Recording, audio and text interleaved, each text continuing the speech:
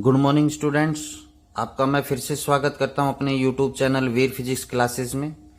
आज हम बात करेंगे 12th क्लास यूनिट नंबर 6 जिसका नाम है ऑप्टिक्स। उसका एफ चैप्टर हम डिस्कस करेंगे, जो कि एफ चैप्टर है वो वेव ऑप्टिक्स के अंडर आता है, जिसका नाम है डिफ्रैक्शन एंड पोलराइजेशन। तो डिफ्रैक्शन पोलराइजेशन के बारे में हम डिस्कस कर चुके हैं। हम आज की इस वीडियो में एक इंपॉर्टेंट लॉ के बारे में डिस्कस करेंगे, जो कि एग्जाम के व्यू से बहुत इंपॉर्टेंट है, लॉ ऑफ माल्स, जिसका यहां पर हम स्टेटमेंट है उसके बारे में डिस्कस करेंगे। इसको प्रूव कैसे करेंगे और कहां से आया, इसकी डिटेल में हम यहां पर आज इस वीडियो में पढ़ने वाले हैं इस लॉ को। तो बच्चों आइए शुरुआत करते हैं कि लॉ ऑफ मालस को पढ़ने से पहले हम पोलराइजेशन ऑफ लाइट में जाते हैं। दोबारा से रिकैप्चुलेशन करवा देता हूं आपकी, और एक डायग्राम बनाया था कि जिसमें चेक करना था कि लाइट है वो पोलराइज्ड है या नहीं है। टॉर्मलाइन क्रिस्टल का यूज करके, पोलराइड्स का हमने यूज करके लाइट को क्या किया था, पोलराइज्ड, और डिटेक्ट भी किया था कि वेदर लाइट इज पोलराइज्ड और नॉट। तो उसके लिए जैसे बताया गया था आपको कि अनपोलराइज लाइट है, जैसे अनपोलराइज लाइट है वो सभी डायरेक्शन में, ऑल डायरेक्शन में वो क्या करती है, ट्रेवल करती है। तो ये लाइट कैसी है, अनपोलराइज लाइट। यहां पर मैं लिख देता हूं ये कैसी है, अनपोलराइज्ड लाइट है। जब ये अनपोलराइज लाइट एक पोलराइड्स के ऊपर फॉल होती है, जैसे ये आपके पास एक क्या है, पोलराइड्स है, इसके ऊपर फॉल होगी, तो जैसे मैंने आपको बताया था इसकी अरेंजमेंट है इस प्रकार वर्टिकली है। बच्चों ध्यान से देखना है इस लॉ को समझने के लिए, इसलिए मैं ये दोबारा से आपके सामने ये डायग्राम बना रहा हूं, अदरवाइज हम इसके बारे में डिस्कस कर चुके हैं। ये एक आपके पास पोलराइड्स है जिसको हम पोलराइजर बोलते हैं। बच्चों क्या बोलते हैं, पोलराइजर, मतलब जो लाइट को क्या करता है, पोलराइज करता है। तो जब इसमें से ये लाइट पास होगी तो वर्टिकली जो वाइब्रेशन है वो इसमें से पास हो जाएगा, लेकिन हॉरिजेंटली या इसके परपेंडिकुलर जो वाइब्रेशन है वो इसमें से पास नहीं होगा। और जब इसमें से लाइट पास होगी तो वो कैसी लाइट आएगी, पोलराइज लाइट आएगी। और पोलराइज लाइट को इस प्रकार एक एरो से डिनोट करते हैं हम, चाहे आप डॉटेड, अगर आप अनपोलराइज लाइट है, अनपोलराइज लाइट को इस प्रकार से रिप्रेजेंट भी करते हैं हम, ये दोनों साइड एरो लगाकर बीच में डॉट लगाया जाता है। तो ये क्या है, अनपोलराइज लाइट है, ये भी अनपोलराइज लाइट है, ये भी अनपोलराइज लाइट है। जब इसमें से पास होगी तो ये लाइट क्या हो जाएगी, पोलराइज, यानी हमें यहां से एक पोलराइज लाइट मिलेगी। क्लियर। उसके बाद हमें डिटेक्ट करने के लिए हम एक और पोलराइड्स का यूज करते हैं जो कि परपेंडिकुलर होता है, जिसकी अरेंजमेंट जो है वो परपेंडिकुलर होती है किसके साथ, जो पोलराइजर है उसके साथ, यानी इसकी अरेंजमेंट है वो इस प्रकार है।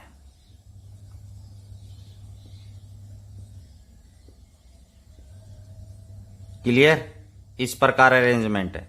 तो यहां से अगर ये लाइट पोलराइज है तो यहां से आपके पास नो लाइट आएगी,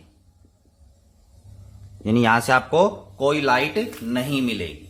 तो बच्चों इसको पोलराइजर बोलते हैं और इसको क्या बोलते हैं, एनालाइजर। क्या बोला जाता है, एनालाइजर, मतलब जो लाइट को क्या करता है, एनालाइज करता है कि whether the light is polarised और नॉट।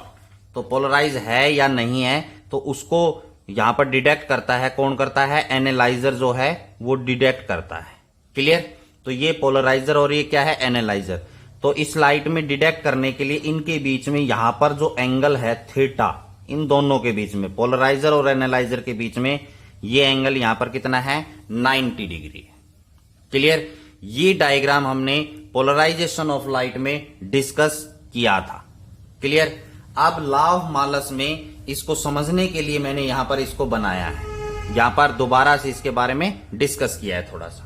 अब हम लॉ ऑफ मालस की डेफिनेशन के बारे में डिस्कस करते हैं और फिर आप एक डायग्राम से, इसी डायग्राम से उसकी डेफिनेशन को समझ पाएंगे क्लियरली। आइए बच्चों अब हम डेफिनेशन के बारे में डिस्कस कर लेते हैं।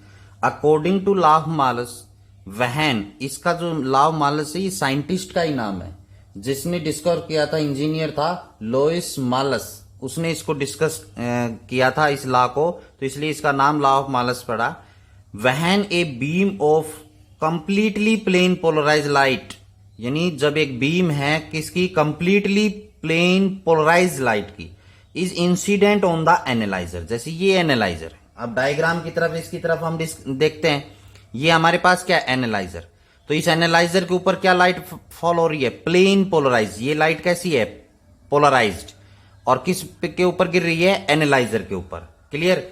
तो कहता the resultant intensity of light I, यानी यहां से जो लाइट निकलेगी, जैसे अभी तो मैंने इसको प्रूव किया था कि भाई पोलराइज्ड है या नहीं है, तो यहां से लाइट नहीं है, यहां से लाइट नहीं है, तो थीटा कितने डिग्री है, 90। क्लियर। तो यहां पर आपके पास, तो बच्चों अगर यहां से लाइट आएगी तो ये एंगल है वो 90 डिग्री नहीं होगा। कहने का मतलब क्या हुआ कि यहां से जो लाइट ट्रांसमिट होगी, एनालाइजर से जो लाइट निकलेगी या नहीं निकलेगी, वो डिपेंड करेगी पोलराइजर और एनालाइजर के बीच के एंगल के ऊपर डिपेंड करेगी। अगर ये एंगल दोनों के बीच में 90 डिग्री नहीं है तो यहां से लाइट आपको मिलेगी, अगर 90 डिग्री है तो यहां से लाइट आपको नहीं मिलेगी। क्लियर। तो उसी से रिलेटेड क्या कह रहा है कि completely plane polarise light is incident on analyser, the resultant intensity of light I, यानी यहां से जो रिजल्टेंट इंटेंसिटी होगी लाइट की आई, ट्रांसमिटेड फ्रॉम एनालाइजर, यानी जो एनालाइजर से निकलेगी, वेरीज डायरेक्टली, यानी ये जो इंटेंसिटी है वो डायरेक्टली वेरी होगी, मतलब चेंज होगी, डिपेंड करेगी as the square of the cosine of angle theta, यानी स्क्वायर ऑफ कोसाइन के डायरेक्टली होगी, और angle between plane of transmission analyser and polariser, और यानी ये जो एंगल होगा वो किसके बीच में होगा, पोलराइजर और एनालाइजर के बीच का एंगल है। तो यहां पर जो इंटेंसिटी एनालाइजर से निकलेगी, इंटेंसिटी ऑफ लाइट, वो डिपेंड करेगी या डायरेक्टली प्रोपोर्शनल होगी square of the cosine angle between theta, angle between polariser and analyser के बीच में, ये पोलराइजर और एनालाइजर के एंगल के क्या है, स्क्वायर के बराबर है, डायरेक्टली प्रोपोर्शनल है। तो ये इंटेंसिटी जो है एनालाइजर की यहां से जो निकलेगी वो इसके ऊपर डिपेंड करेगी कोस स्क्वायर थीटा के ऊपर। क्लियर। अब जैसे यहीं पर मैं बता रहा हूं कि इन दोनों के बीच में एंगल कितने डिग्री है, 90, तो यहां पर आई इंटेंसिटी ऑफ लाइट क्या हो जाएगी, के कांस्टेंट कॉस स्क्वायर, और इसके बीच में एंगल कितने डिग्री है, 90, कॉस 90 की वैल्यू कितनी होती है, 0, तो यहां से आई दैट इज इक्वल टू कितना आ जाएगा, 0, यानी एनालाइजर से लाइट ट्रांसमिट होगी, उसकी कोई इंटेंसिटी नहीं होगी, तो इसका मतलब नो लाइट, कोई लाइट आपको नहीं मिलेगी। क्लियर। तो ये डिपेंड करता है, लॉ ऑफ मालस ने बताया कि इन दोनों के जो एंगल है उसके ऊपर डिपेंड करेगी क्या, इंटेंसिटी ऑफ लाइट जो फाइनली ट्रांसमिट होगी किससे, एनालाइजर से। क्लियर। तो ये लॉ के अंदर डिस्कस किया गया, और बेटा ये लॉ बहुत इंपॉर्टेंट है, इससे रिलेटेड न्यूमेरिकल्स भी इजी से और टफ कोई भी न्यूमेरिकल है वो बन सकते हैं इससे। और मैं लास्ट में वीडियो में जब ये थ्योरेटिकली कंप्लीट करने के बाद में एक न्यूमेरिकल आपको करके भी दिखाऊंगा कि किस प्रकार यहां पर उस न्यूमेरिकल को सोल्व करना है। क्लियर। तो ये तो बात हुई डेफिनेशन की। क्लियर हो गया सभी को, यहां से लाइट के और डायग्राम से आपको इजीली समझ में आ गया यहां पर कि डेफिनेशन में उसने क्या कहा है। क्लियर। अब हम इस लॉ के बारे में थोड़ा सा और डिस्कशन कर लेते हैं। जैसे यहां पर आपको बताया कि मान लीजिए जो लाइट है, इसको प्रूव करना है, तो लाइट है उसका एम्पलीट्यूड है वो ए मान लेते हैं, इलेक्ट्रिक वेक्टर जो कि पोलराइजर से क्या हुआ है, ट्रांसमिट, जैसे ये पोलराइजर है, इसके ऊपर लाइट क्या हुई है, अनपोलराइज लाइट फॉल हुई है, यहां से आपको क्या मिली, पोलराइज लाइट। तो जो ये लाइट मिली है इलेक्ट्रिक वेक्टर में, पोलराइजेशन की डेफिनेशन के बारे में डिस्कस किया था जब बताया था आपको, ये एक इलेक्ट्रिक वेक्टर है, ये जैसे पोलराइजर से क्या हुआ है, ट्रांसमिट हुआ है यहां से, तो यहां पर आपके पास इसका जो एम्पलीट्यूड है वो क्या है, ए। तो यहां पर हम मान लेते हैं कि ए जो है एम्पलीट्यूड है, ये किसका, पोलराइज लाइट से जो ट्रांसमिट हुआ है उसका एम्पलीट्यूड है ए। क्लियर। समझ में आया कि नहीं आया। इसको प्रूव करने के लिए हम क्या कह रहे हैं कि जो अनपोलराइज लाइट फॉल हुई पोलराइजर पर, पोलराइजर ने लाइट ट्रांसमिट की पोलराइज्ड इलेक्ट्रिक वेक्टर। तो जो पोलराइजर से लाइट ट्रांसमिट हुई है उसका एम्पलीट्यूड है वो क्या है, ए। अब हम इस ए वेक्टर को टू परपेंडिकुलर कंपोनेंट्स में क्या कर देते हैं, रिजोल्व कर देते हैं। तो इसके दो परपेंडिकुलर कंपोनेंट हैं, एक कंपोनेंट आपके पास ये आएगा और एक कंपोनेंट आपके पास ये आएगा। क्लियर? तो यहां पर एंगल बना थीटा, तो ये कंपोनेंट कहलाएगा ए कॉस थीटा, ये कंपोनेंट होगा आपके पास ए साइन थीटा। दो कंपोनेंट हो गए। यहां से आपके पास पैरेललोग्राम बनाना चाहें तो यहां पर आप बना सकते हैं। ये इसी प्रकार, ये थोड़ा सा मैंने ये आ जाएगा, इसको मैं रब कर देता हूं। ठीक है, तो यहां पर A sine theta and A cos theta, किसको रिजोल्व किया है हमने, एम्पलीट्यूड को। किसके एम्पलीट्यूड को, जो लाइट ट्रांसमिट हुई है किससे, पोलराइजर से। तो ये पोलराइजर और यहां पर ये क्या कहलाएगा बेटा, ए का मतलब एनालाइजर, ए का मतलब क्या है, एनालाइजर। ये पोलराइजर और ये क्या है, एनालाइजर। अब कुछ बच्चों के दिमाग में होगी, सर आपने थीटा यहां क्यों बनाया, यहां क्यों नहीं बनाया? क्योंकि बेटा एंगल जो है थीटा वो पोलराइजर और एनालाइजर के बीच में है। ये पोलराइजर और ये क्या है, एनालाइजर, इनके बीच का एंगल है। ठीक है, तो इसलिए हमने ये नीचे नहीं बनाया। पोलराइजर और ये क्या है, एनालाइजर के बीच का एंगल है थीटा, तो ये ए कोस थीटा और ये क्या हो गया, ए साइन थीटा। अब आपको पता है कि जो ए कोस थीटा है वो पैरेलल है, ये क्या होगा, पैरेलल। क्लियर? और ये कंपोनेंट है ए साइन थीटा, ये क्या होगा, परपेंडिकुलर कंपोनेंट होगा। तो आपको पता है यही पैरेलल अगर कंपोनेंट है वही पास होगा, और जो परपेंडिकुलर कंपोनेंट है वो इसके द्वारा क्या कर लिया जाएगा, एब्जॉर्ब कर लिया जाएगा। जैसे ये वाइब्रेशन इस एनालाइजर के साथ क्या है, परपेंडिकुलर, तो ये इसको क्या कर लेगा, एब्जॉर्ब, लाइट नहीं निकलने देगा। पैरेलल है तो ही यहां से लाइट है वो क्या होगी, ट्रांसमिट होगी, उसकी इंटेंसिटी है वो ट्रांसमिट होगी। तो यहां पर मैं लिख देता हूं, intensity of light transmitted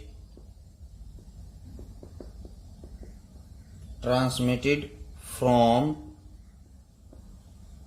analyser is, जो इंटेंसिटी यहां से एनालाइजर से निकलेगी वो I is directly proportional to किसके होगी, ए कॉस थीटा का स्क्वायर, यानी ए कॉस स्क्वायर थीटा।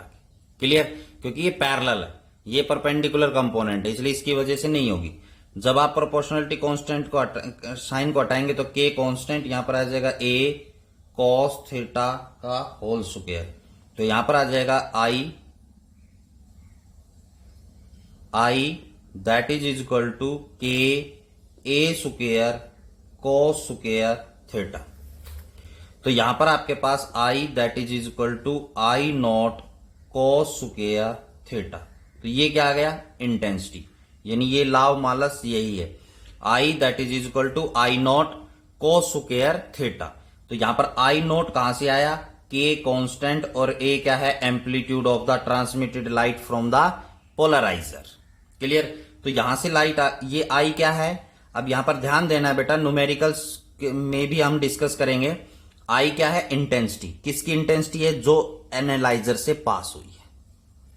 आई नोट क्या है, वो इंटेंसिटी ऑफ लाइट है जो कि एनालाइजर के ऊपर फॉल हुई है, यानी ये जो एनालाइजर के ऊपर फॉल हो रही है ये क्या है, आई नोट। क्लियर? और यहां से ये जो लाइट निकलेगी वो क्या होगी, आई, उसकी इंटेंसिटी क्या है, आई। तो ये किसके बराबर है, I that is equal to I naught cos square theta. Theta किसके बराबर है बच्चों, पोलराइजर और एनालाइजर के बीच का एंगल है थीटा। क्लियर? तो ये लॉ ऑफ मालस का क्या हो गया, प्रूफ है, छोटा सा प्रूफ है केवल। क्लियर? अब एक बात और बता देता हूं कि जब अनपोलराइज लाइट है इस पोलराइजर के ऊपर फॉल होती है, जैसे मान लीजिए यहां पर आपके पास लाइट फॉल हुई आई नॉट, तो यहां पर जो लाइट आएगी, इंटेंसिटी आएगी पोलराइजर से पास होने के बाद, वो आई नॉट बाय 2 होगी। कितनी होगी, आई नॉट बाय 2। आप इसको चाहिए कितना मान लीजिए, 2 आई नॉट मान लीजिए, तो यहां आपको कितनी इंटेंसिटी मिलेगी, आई नॉट। कितनी मिलेगी? आई नॉट। कहने का मतलब ये हुआ कि जो पोलराइजर से इंटेंसिटी निकलेगी वो इंसिडेंट इंटेंसिटी का हाफ हो जाएगी। अब जैसे अनपोलराइज लाइट की इंटेंसिटी कितनी है? 2I0। क्लियर? तो जब पोलराइजर में से लाइट निकलेगी तो उसकी इंटेंसिटी कितनी हो जाएगी? I0। ये 2I0 है, यहां पर कितनी हो जाएगी? I0, क्योंकि इससे क्या हो जाएगी? हाफ हो जाएगी। क्लियर? अब इस एनालाइजर में से जो इंटेंसिटी निकलेगी वो डिपेंड करेगी दोनों के एंगल के ऊपर, लेकिन ये बिल्कुल फिक्स है कि पोलराइजर के ऊपर जो भी लाइट फॉल होगी उसकी इंटेंसिटी हाफ हो जाएगी जब वो पोलराइजर में से क्या होगी? पास होगी। क्लियर? तो ये हाफ इंटेंसिटी होती है, ये आपको बताया, ये इसका प्रूफ हो गया, ये इसकी स्टेटमेंट हो गई, और इसका डायग्राम से आपको इसके बारे में एक्सप्लेन किया। तो ये था लॉ ऑफ मालस के बारे में डिस्कशन किया हमने। क्लियर? डेफिनेशन और प्रूफ और कैसे इसका डायग्राम है, ये एक इंपॉर्टेंट आर्टिकल है लॉ ऑफ मालस के बारे में। क्लियर? अब हम बच्चों इससे रिलेटेड एक न्यूमेरिकल कर लेते हैं ताकि आप इसको और इजी समझ सके। क्लियर? तो बच्चों न्यूमेरिकल है, two polaroids A and B are kept in cross position. जैसे क्या कहा इसने कि दो पोलरॉइड्स हैं ए और बी, दोनों जो हैं वो क्रॉस पोजीशन पर रखे हुए हैं। क्रॉस पोजीशन का मतलब उनके बीच में एंगल जो है वो 90 डिग्री है। कितने डिग्री का एंगल है? 90। तो हम डायग्राम भी साथ के साथ डायग्राम बना लेते हैं ताकि हम इसको इजीली सोल्व कर सकें। और बच्चों जब आप न्यूमेरिकल करते हैं तो स्टेप बाय स्टेप करें, सारी स्टेटमेंट एक साथ ना पढ़ें। तो उसमें क्या, एक बार एक साथ पढ़ लें स्टेटमेंट को, लेकिन दोबारा से जब आप पढ़ें तो स्टेप बाय स्टेप उसको सोल्व करते चले जाएं। जैसे अब इसने कहा कि two polaroids A and B are kept in cross position, तो सबसे पहले हम यही बात डिस्कशन कर लेते हैं कि दो पोलरॉइड्स हैं। जैसे ये एक पोलरॉइड है ए, ये एक पोलरॉइड क्या है? ए है। क्लियर? जैसे इसकी पोजीशन आपके पास यहां पर इस प्रकार है। ठीक है? दूसरा एक पोलरॉइड और है, जिसका नाम है बी, और वो ये क्रॉस में है। तो मतलब इनके बीच में एंगल है वो कितनी डिग्री है? 90 डिग्री। क्लियर? तो ये अरेंजमेंट में इसमें और इसमें क्या है? क्रॉस ही है। तो ये ए और ये क्या हो गया? B Polaroids. कह रहा है हाउ शुड थर्ड पोलरॉइड सी, यानी अभी तक हमने कितने पोलरॉइड्स के डिस्कशन किया था? दो, एक पोलराइजर और एक एनालाइजर। लेकिन ये क्या कह रहा है कि थर्ड जो पोलरॉइड्स है सी, बी प्लेस्ड बिटवीन देम, यानी इनके बीच में सी पोलरॉइड है उसको रखना है, so that the intensity of polarise light transmitted by the polaroid B, यानी ये पोलरॉइड बी है, इससे जो लाइट ट्रांसमिट हो उसकी जो इंटेंसिटी हो रिड्यूस टू 1/8, यानी यहां से जो इंटेंसिटी निकले वो 1/8 हो, reduce to 1/8 of the intensity of unpolarised light incident on A, यानी ये जो ए है इसके ऊपर क्या हो? Unpolarised light. आपको पता है इसके ऊपर क्या फॉल होगी? अनपोलराइज्ड लाइट है वो फॉल हो रही है। क्लियर? तो इसकी जो अनपोलराइज्ड लाइट की जो इंटेंसिटी है वो यहां जब बी पोलरॉइड से निकले तो वो इसका 1/8 हो जाए। क्या हो जाए? 1/8। तो जैसे मैं मान लेता हूं कि इसके ऊपर इंटेंसिटी है, मैंने आपको बताया था जैसे पोलराइजर में से लाइट पास होगी तो उसकी इंटेंसिटी जो है वो हाफ हो जाएगी। तो जैसे मैंने माना कि यहां पर जो इंटेंसिटी है अनपोलराइज लाइट की वो I0 है, यानी I0 इंटेंसिटी की लाइट है वो ए के ऊपर फॉल हो रही है। क्लियर? तो यहां से जब, अब आपको पता है फिर ए में से जो निकलेगी, ए में से जो इंटेंसिटी ऑफ लाइट निकलेगी वो कितनी हो जाएगी? I0। कितनी हो जाएगी? I0। अब एक सी पोलरॉइड्स और है, थर्ड नंबर। मैं इसका क्रॉस ये नहीं बना रहा हूं पोजीशन, वो हम बाद में देखेंगे। तो अब I0 की जो इंटेंसिटी है I0 वो किसके ऊपर फॉल होगी? सी के ऊपर। ये तो कंपलसरी है ही। आई नोट मैंने टू आई नोट माना अनपोलराइज लाइट, इसमें से जाएगी तो कितनी हो जाएगी हाफ। तो यानी सी के ऊपर लाइट कितनी फॉल होगी, कितनी इंटेंसिटी की, आई नोट इंटेंसिटी की फॉल होगी। क्लियर। तो कह रहा है बी में से, फिर इसमें बी में से पास होगी, तो इसकी इंटेंसिटी है वो कितनी हो जाए 1/8। किसकी 1/8, इसकी 1/8। तो यानी कहने का मतलब है यहां पर लाइट कितनी इंसिडेंट हुई 2I नॉट।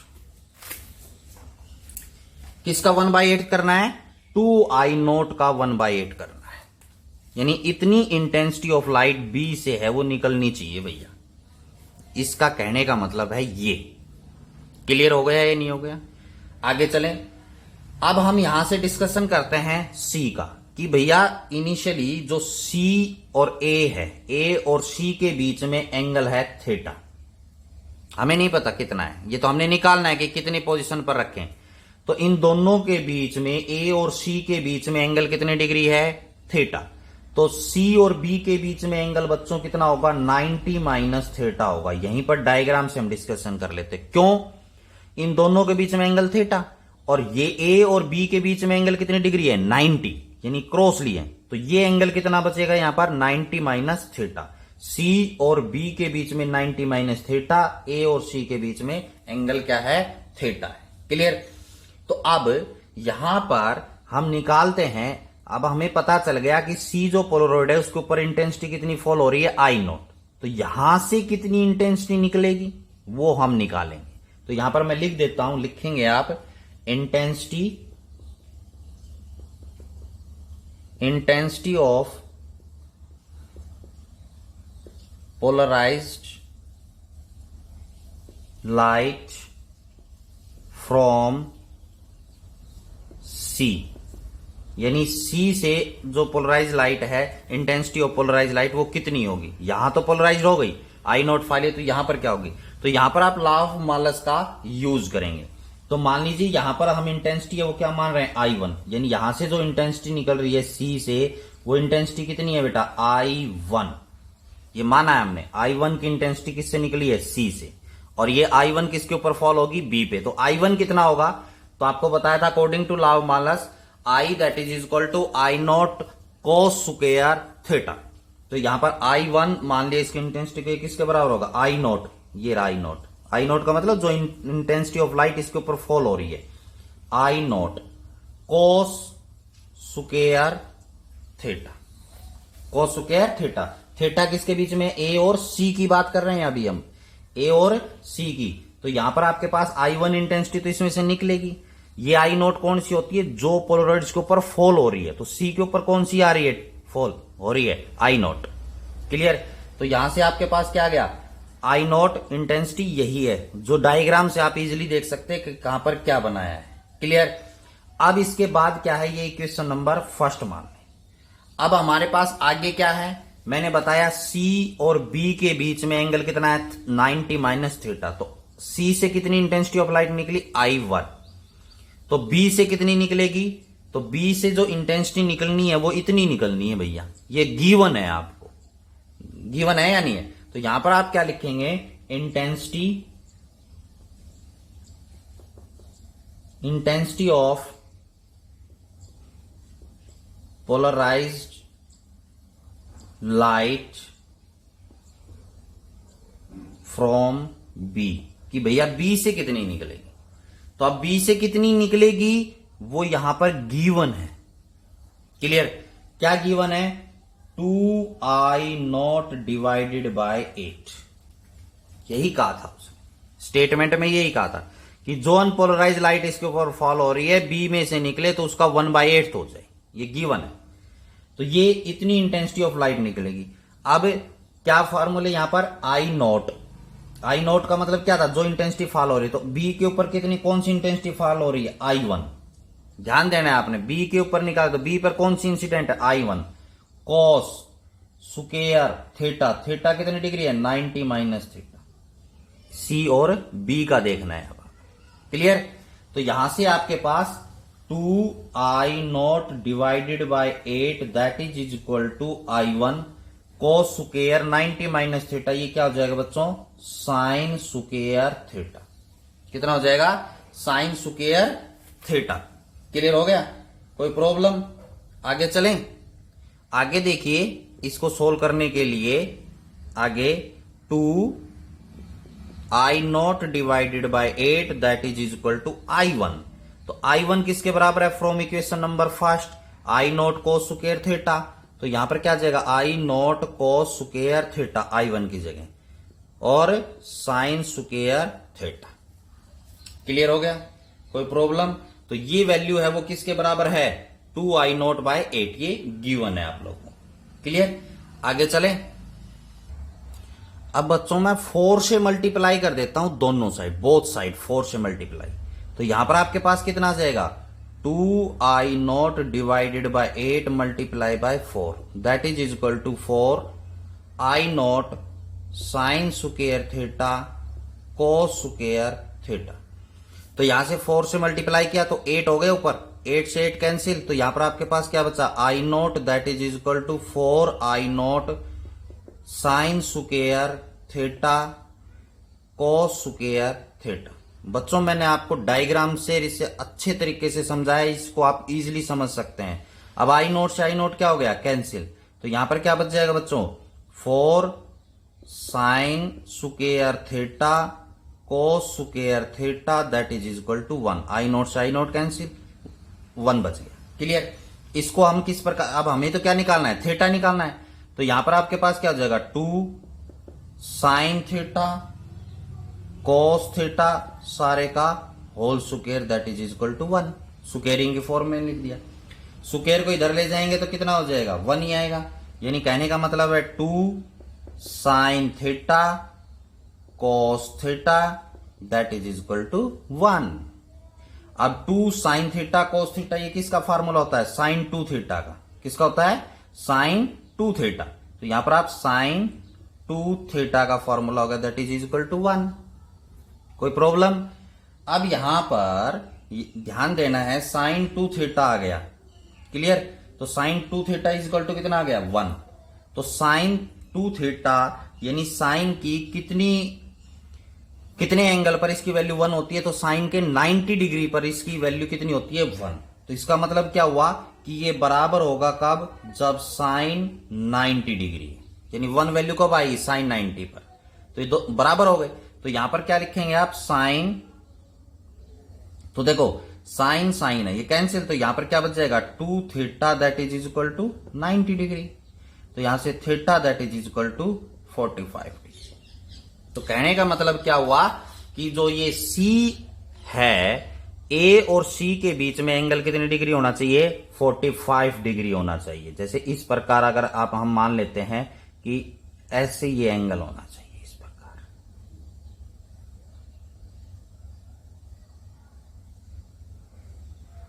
ठीक है? तो यानी ये जो थीटा हमने लिया था ये कितनी डिग्री होना चाहिए? 45 डिग्री। तो ये भी 45 और ये भी कितने डिग्री होगा बेटा? 45 डिग्री, क्योंकि 90 माइनस 45 करेंगे तो क्या बचेगा? 45। तो 45 का एंगल है वो C पोलराइड से वो बनाएगा, तब हमारे पास जो B पोलराइड है उसमें से लाइट इमिट होगी, उसकी इंटेंसिटी 1/8 है वो क्या हो जाएगी? रिड्यूस हो जाएगी। आई होप आपको ये न्यूमेरिकल समझ में आया होगा। डायग्राम से हमने डिस्कस किया और लॉ ऑफ मालस के बारे में। ये इंपॉर्टेंट आर्टिकल है बेटा, इससे रिलेटेड अब आप कोई भी न्यूमेरिकल है वो कर सकते हैं इसको समझकर। अगर मेरी वीडियो पसंद आई हो तो लाइक करें, चैनल को सब्सक्राइब करें, शेयर करें। फिर मिलते हैं नेक्स्ट वीडियो में के साथ। तब तक के लिए goodbye, thank you and have a nice day.